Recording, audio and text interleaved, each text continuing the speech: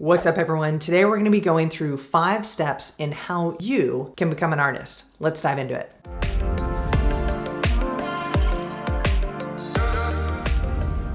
Step number 1, believe you're an artist. This sounds super silly, but stay with me here. Your mental attitude towards yourself as an artist, and more importantly, yourself as a person, is going to be your greatest strength or your biggest downfall. You have to first believe in yourself as an artist and also as a person. If you don't, no one else will. So step number 1 in becoming an artist, believe you're an artist. Step number 2, acquire materials in which you can create art. And I already know the questions that are going to be asked, which is, do I need fancy art supplies?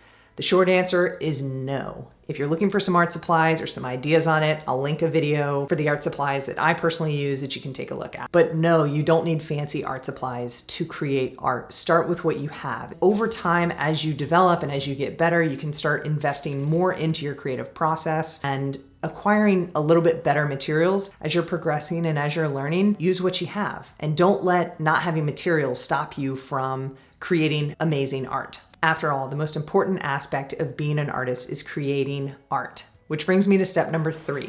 Create art as often as you physically, emotionally, and spiritually can. Some of the greatest artists in history were mass producers. Think about Van Gogh, Jackson Pollock. I mean, these guys were producing large bodies of work. And that's really the best way in which that you can accelerate your ability to go from a good artist to a great artist, is producing a lot of work and showing up every single day for your creative process. When you're first starting out, you need to be less precious and more productive. Think quantity over quality. The more you create, the more comfortable with your material you'll become, and also the more of your style that you'll begin to develop. Remember, no one can do exactly what you do the way in which that you do it. So it's okay to emulate specific artists, but be a sponge and absorb things that you like from certain artists and then apply yourself to that. There have been tons of fantastic artists in history, and there will continue to be tons of amazing artists in present day and in future.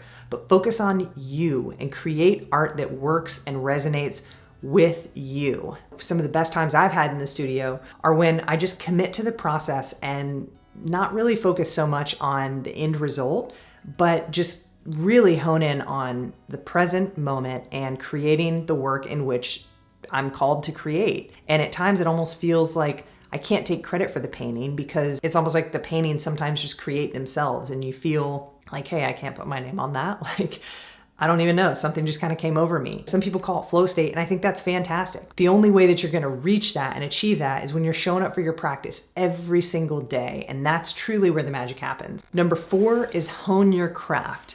You want to be learning and being a little sponge and just absorbing as much information as possible. You want to learn color theory, value, and composition, and good design, because as artists, we're rebels and we tend to want to break the rules. And that's completely fine, but it's good to know the rules. Therefore, you really get to be a rebel and get to break them because you understand them. And I think that's truly where great art happens. And part of that is self-evaluation. You should keep a journal or some sort of studio log so that you can check in with yourself, because as artists, we tend to take energy, good or bad, happy, sad, excited, etc., and pour that onto the canvas or onto the paper. But sometimes it's good to put that in black and white and create in a sense in which you're logging your emotions in written format. Maybe you're not working it on a canvas or a piece of paper, but you're jotting down exactly how you're feeling. And when you feel like you're in a really awesome groove, when you're creating a collection that just, you're able to hammer out pieces like it's no tomorrow, and you just feel like you're in a good flow, you want to have a record of that. So when you do hit those dry periods where you just don't feel creative and you feel like you're in a rut, you can go back to your studio journal and reference,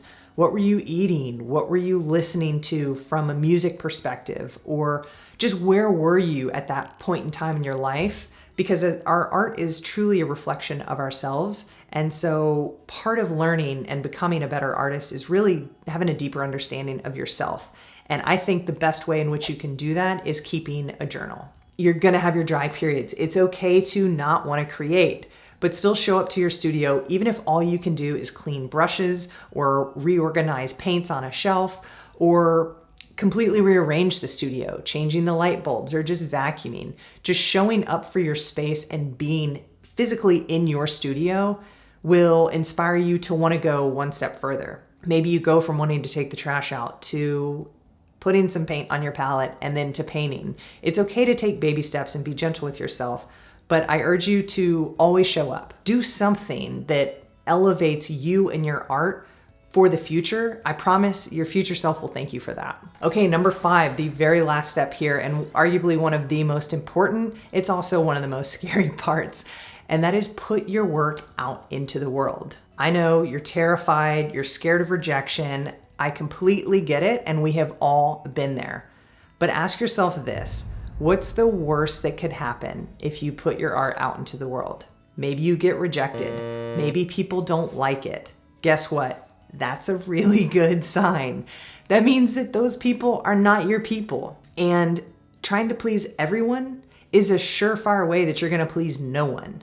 So create work that resonates with you, that you feel good about, and put it out into the world. You never know who's gonna be viewing your work or who is watching you privately that's maybe not commenting or not leaving remarks, or they're just in the backgrounds, in the shadows, really absorbing and loving your work. You have no idea who could potentially gain something or how your work could add value to someone's life if you don't put it out there. And I know it's very scary because our art is a true reflection of ourselves.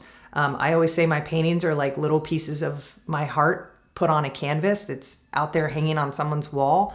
And that's scary because when you put your heart out there, you can get your heart broken. It's okay.